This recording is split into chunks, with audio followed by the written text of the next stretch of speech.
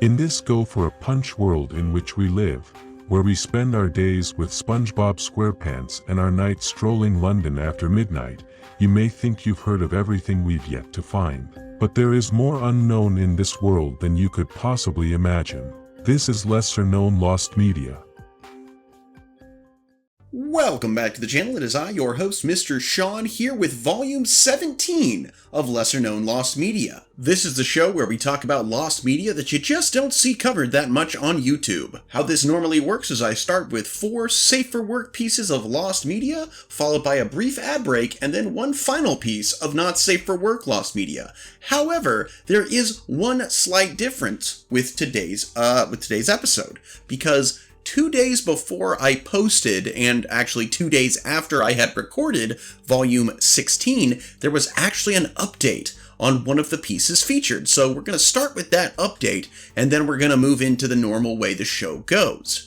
Also, I know I usually leave the ad break till the end, but guys, I really do have to implore you, please consider going to one of my sites, eBay, Etsy, Mercari, and picking up one of my minis, or heading on over to the Patreon and, joining, even if it's just the $3 a month tier, because, honestly, I did create this channel as a way to increase sales and my business, and honestly, it just doesn't seem to be doing that, and I could really use, the extra income, to be perfectly honest. While I do enjoy making these videos, and I do hate begging for money, and I'm not yet at the point where I'm just going to scrap the channel, in the long run, if it's just not paying off, that might be the way it goes. I have had a couple of mini sales here and there, nowhere what I was getting a year ago. And while I am exceptionally thankful for the one patron I do have, I would like to see that number go up just a little bit. Also, definitely trying to get more subscribers, more likes. Definitely, let's see if we can make this video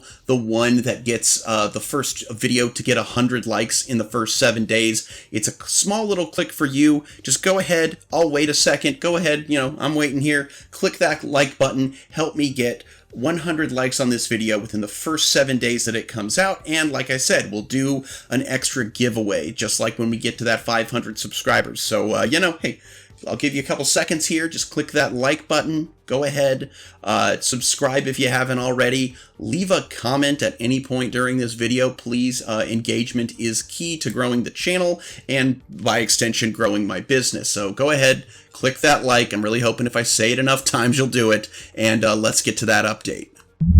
So, on the last episode, we talked about Wolf Rock TV, which is, of course, the cartoon that was starred Wolfman Jack as a fictionalized version of himself. Now, I recorded that video on Friday, and 3 days later, on Monday, September 11th of 2023, YouTube user NR Productions uploaded the first episode of the show named The Video Nappers. It was sourced by collector BSH from the Internet Archive. The upload instantly received a copyright notice, which disabled monetization, from Wildbrain, claiming the whole episode length as Wolf Rock TV 0101. Therefore, the show has been fingerprinted and is most likely available in their archives, meaning that this show still exists. I mean, say what you will about the fact that monetization was taken away from it. I mean, if it's just the whole episode, the guy who posted it, if he doesn't own it, he shouldn't make money off it, I guess. But it does tell us that this show still exists, and we might find it, and that's really cool. And just for shits and giggles, I'm going to link that full episode in the description of this video, so if you want to go check out the first episode of Wolf Rock TV that was found only a few days ago, then go right ahead. Just finish watching this video first. Alright, so it was really cool to actually have an update, but coming in at number 1, we have the Book of the Wars of the Lord, lost non-canonical biblical book, date unknown. There's been a few times where I've talked about a piece of lost media that is potentially like the oldest one I've talked about. This one, if it's actually a lost non-canonical book of the Bible, this might undoubtedly be the oldest piece of lost media I will ever talk about. So the Book of the Wars of the Lord, also referred to as the Book of Yahweh's Battles, is a book mentioned in the Pentateuch. I don't even know how Pentateuch. I'm not even going to try that one. I'll put it up on the screen. But that in the book of in the book of Numbers, chapter 21, verse 14. It is one of several non-canonical books referenced in the Bible and the Torah that have become lost to time. Its brief mention and the manner in which it is mentioned has led to a theological debate among scholars that have continued for nearly a millennium, including when it was authored, who authored it, what it contained, and whether or not it existed at all. It is widely agreed that this mention in the book of Numbers is to attest to a statement mentioned in the prior verse that it was a quote from this book. So basically, the book is mentioned more or less as a citation for a previous book, going, oh yeah, it said that in the book of Yahweh's battles, to put it in, simple terms. The problems with confirming this is the fact that the Bible has been translated so many times in so many ways that a lot of the original text and its meaning get kind of muddled. But so basically there's a brief mention of this book. Nobody really knows exactly what its contents was, if it was maybe a different book referenced elsewhere, when it was written, what it was about. Essentially, there is thought to be a lost book of the Bible, and there are actually several lost books of the Bible, but this one, its existence is not totally known, and it's been the source of debate, as with any unknown thing about religion. So, like with all unknowns in religion, who knows? Coming in at number 2, we have The Bottle, a lost, unreleased one-shot manga from mangaka Hirohiko Araki, circa 1978. So, The Bottle is a lost one-shot manga, as stated, written and drawn by Hirohiko Araki in 1978. This is important as he would later go on to create the popular manga series JoJo's Bizarre Adventure. Now, this lost piece, the Bottle, was actually his first job as a mangaka, and in the story, a character dressed in old Western-style outfits is featured. This was considered crude character design at the time. The work was intended to compete for the 14th Tezuka Award in the first issue of the magazine Weekly Shonen Jump. However, as it did not win the award and its content was never shown to the public. In the words of Hiroshi Motomiya, the judge of the contest at the time, no one is capable of being a freelance manga artist unless they have a story with originality. Of these, I'm interested in seeing an original story by the artist from The Bottle. Considering his age, it's safe to say that he's a very smart and promising newcomer. Now, it's not entirely known what the content of the story was. It's possible it could have been set in the Wild West and featured cowboys, as he has made several one-shots and characters that were Wild West themed or actual cowboys. However, the story, characters, and overall premise of the story is unknown, so that really can't be said for sure. It's possible that he owns the one-shot himself, or the people who held the contest have it. However, the status of the one-shot still remains unknown. The only thing available of this currently is this one illustration that's currently up on the screen, which, yeah, it's fairly crude, but, it's certainly better than anything I could ever draw. So, due to Araki losing the finals, no print or premise of the story exists other than the one illustration, and the fact that who owns it is unknown, and the fact that Araki has no way to be contacted by way of social media, it's quite possible this one will never be found. Hell, whoever decided, if the company if the submission company owns it and they didn't pick it, they might have thrown it out. This one I found very interesting because while I am not a fan of JoJo's Bizarre Adventure, I have often seen on these Lost Media videos, everyone's always looking for that Phantom Blood movie that just doesn't seem to exist outside of a few clips, but this author, has other projects that are lost too, and so it's, let's give a spotlight to some of the lesser known stuff, which, whole point of this series. Coming in at number 3, we have the Action Game Master, a lost, unreleased video game system and line of games from 1993. So, Active Enterprises was a video game company located in Miami, active between 1989 and 1994, at which time they went out of business. The company infamously created the Action 52 and Cheetah Men 2, two games which were considered among the worst video games ever made, which if you've followed Lost Media and Hard to Find Media, you've definitely heard of them, especially Cheetah Men 2. Following the release of Action 52 on the Sega Genesis, Active Enterprises had plans to create a handheld system console, video game console, called the Action Game Master, named after a character from, of all things, Cheetah Men. Aside from having its own line of exclusive games, it would have full compatibility with the Nintendo Entertainment System, Super Nintendo, and Sega Genesis games that could be played via separate adapters sold in stores. Other features would have included a 3.2-inch color LCD screen, a CD player, TV tuner, built-in battery charger, and a cigarette lighter adapter for cars. So it sounds like the Sega Nomad on steroids. Now, Active Enterprises made an appearance at the 1994 Consumer Electronics Show to present their future projects, including a third Cheetah Men game simply titled Cheetah Men 3, a Super Nintendo port of Action 52, and another game called Sports 5. None of these products were on display at the convention, however.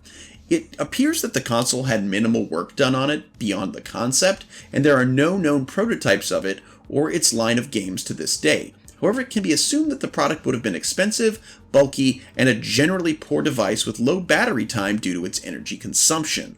I mean, yeah, just looking at this prototype mock-up image, each of these things would have taken a lot of power to generate. The screen was tiny. But based on if that's a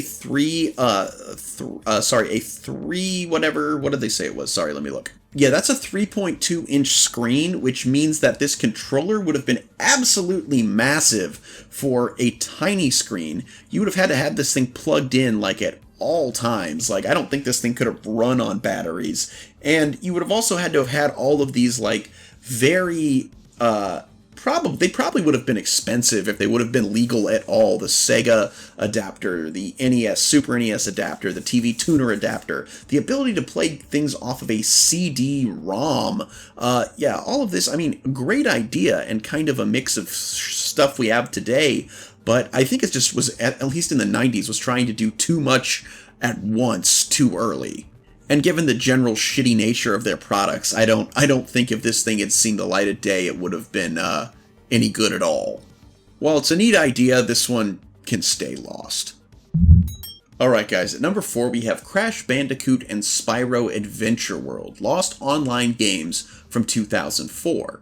So, Crash Bandicoot and Spyro Adventure World was a promotion with Nabisco in early 2004 on CandyStand.com, tied in with the Crash Bandicoot Purple, Ripto's Rampage, and Spyro Orange, the Cortex Conspiracy on the Game Boy Advance, in specially marked packages of Nabisco products. There'd be Crash Bandicoot or Spyro-themed cards, these cards containing codes that unlocked new minigames on the site. The promotion ended a year later in April of 2005, meaning the cards could no longer be redeemed and the games were no longer accessible. Not only has the game lost itself, but most of the code cards' designs are a complete mystery, with only 22 of the 90-plus cards recorded online. The exact number of cards is also unknown, as promotional material never gave a specific number, only stating that there were over 90. Certain lost games include Crash's Nitro Kart Rally, Crash's Rocket Mania, Smack-a-Dingo, Ray-Gun Alley, Spyro's Flying Adventure, Blinky's Cavernous Crisis, and Hunter's Target Range. And, you know, that is ultimately the sad part about some of these online promotional games, like especially as a kid. You know, maybe you can't afford or your parents won't buy you the latest game, but they'll buy you a pack of cookies, and that cookies gets you a card, which is a collectible, and it has a code, and you can enter that in and go online and play that game, and you love playing that game, and then suddenly that game just isn't there anymore.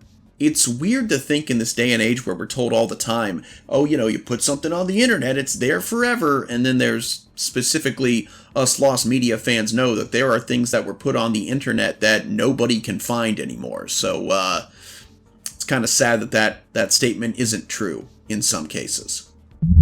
Alright guys, we'll get to our last not safe for work piece of Lost Media here in a minute, but as always, it's time for the ad roll. I know I kind of talked about it at the very beginning, but that was just me begging. This is the official ad roll.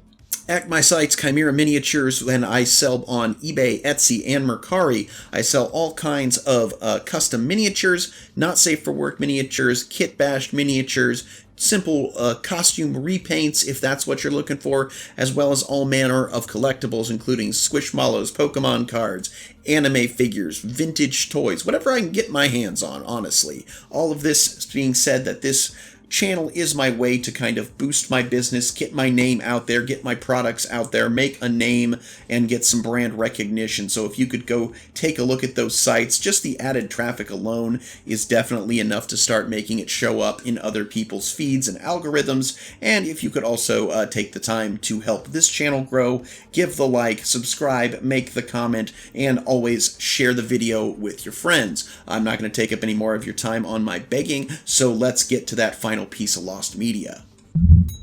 At number 5, we have Otto Trin, a partially found Estonian children's TV series circa 1993 to 1998. Now, I'm going to be perfectly honest with you. I was watching another YouTuber's lost media content, and this was where I heard about this one. I do watch a lot of lost media. It's what inspired me to make this series. But the way he was talking about this show and the build-up and even the entry itself on his video made this thing sound more like it was an urban legend or a creepypasta than an actual piece of lost media. And I thought it was going to be some kind of like gotcha moment, and it's like, no, this never existed. But no, it did, and this is real. So let's get into it. Just letting you know, the trigger warning, this is considered NSFL due to its mentions of vehicular manslaughter, possession of underage pornography, and the abuse of minors. So Otto Trin is a character created for Estonian TV station EVTV/RTV, later known as TV3, by Vino Lusar and Hendrik Masek, with Lusar being the one who mostly wears and is behind the Otto Trin mascot. A woolly dinosaur from Misomasa land, Otto Trin quickly became one of the most recognizable children's characters in Estonia during the 1990s. Now, I don't know much about the nation of Estonia, but this looks like this looks like the Barney that your mom hires when she can't afford Barney. This guy looks like a cheap Barney knockoff, but apparently was quite popular in Estonia, which again, I don't know what that says about Estonia. I know nothing about that country, no shade. Otto Trin would appear at live events where he would hand out candy and hold contests. The mascot itself also appeared on many dairy products, produced 2 cassettes, and had its own brand of chocolate. And a bedtime radio show where he thinly veiled himself as Mrs. Secret. His 3rd birthday party at the Club Hollywood in Tallinn alone attracted more than 1,600 children, and in 1995, Lusar even took the character to the United States. I don't remember this, but I was also in like 2nd grade then. Despite his massive success, the original TV show in which he first appeared remains completely lost, aside from a few resurfaced footages, probably due to the fact that TV3 is a private, non-national channel with no archive to preserve its content. It's especially strange considering not only Otto Trin's popularity, but also that the series ran for 5 years from 1993 to 1998. There are no known VHS releases of this show. So why is this kid show in the final slot of this video? Well, we kind of mentioned that earlier, but let's get into the specific reasons. So, the notorious events surrounding the production of the series may have also led to it being hidden away for years. After originally airing, 33-year-old producer Tonu Pavo was involved in a car accident in 1997, fatally killing 2 people, a 37-year-old mother and her 5-year-old daughter, with Pavo's family injured from the accident. His notorious public trial began in 1998 and may have been the catalyst on why the show was quietly discontinued, as it had caused a number of controversies and scandals around the producer. In addition, it was apparent and frequently gossiped about that the channel that the show aired on, TV3, erased the show's existence from their catalog because of the controversies the show was facing. And there were also the questionable actions of Vino Lusar. So, When he started after Otto Trin, Lasar started a new child-oriented mascot show called Jolly Sajape. Translation, again, this Jape, where he plays the sidekick of the titular mascot of the series called Chick. Unlike Otto Trin, however, episodes of this show can be found and are available online. Lasar, after starring in multiple shows since Jolly Sajape, has cemented himself as a prominent figure as a child performer and entertainer in Estonia. But on December 20th of 2019, he found himself yet again at the forefront of controversy as the Estonian Northern District Attorney's Office accused Lasar of sexually abusing a 10-year-old girl. Not only that, but they had accused him of possession of child rhymes with schmornography. After an intensive search of Lasar's home and belongings by the Estonian police, they had found an illegally licensed gun and acquired an external hard drive from Lasar which contained 19 images and 4 videos of this questionable pornography dating back to May 6th of 2013 when the files were created. In the summer of 2021, Lasar stated the following: "For 26 years, I've been doing TV shows for kids, running kids events and concerts, learning how to tune myself in with kids and doing it well. But I have no sexual interest in children, and my soul is pure." However, despite this statement, in December of that same year, he was found guilty and subsequently convicted in a 5-year sentence, 4 months in prison, and the rest of his sentence will be served on probation, so he is still currently on probation. As to the status of Otto Trin, it is unknown how many episodes were produced or exactly how the show was presented, but based on what little remains, it appears to have been a combination of human and / actor and costume shows similar to Sesame Street. Clips and episodes of the show were aired in 2016 when TV3 had celebrated their 20th anniversary and had aired various old shows from the 90s, with Otto Trin being one of them. What appears to be a single, full-length, high-quality episode was uploaded to TV3's video portal in 2016 for the channel's 20th anniversary, but it does appear that this has been taken down. And as of November 2022, the only things remaining of the TV series are 2 receipts for the show from Pig Filet a la Otto Trin and Otto Trin Breakfast, and 2 short clips, one from a guessing game on the old TV3 shows for the channel's 20th anniversary, and another on TV3's 7th News from September 15th of 2016, which contains footage from the episode I previously mentioned. So, it sounds like this was a very popular, much beloved show that, unfortunately, due to the bad actions of the people involved in making it, will likely never see the light of day again. While it could be possible that somebody recorded VHS tapes of it, nobody has really come forward, and this show may just be lost forever, which is always sad when something so popular simply vanishes without a trace. But in this case, there might be a good reason for that, especially when you factor in what might have been going on behind the scenes when this man of questionable morals, again, he was convicted, so I don't think I even have to say allegedly, was surrounded by so many children for so long. And that's our video, guys. I want to thank you all for joining me today. Be sure to like, comment, and subscribe. Check the links. Join the Patreon. Buy a mini. Do whatever you can to share these videos around. And as always, until we meet again, everybody, I hope that you alpha great day and an even beta tomorrow. Bye-bye.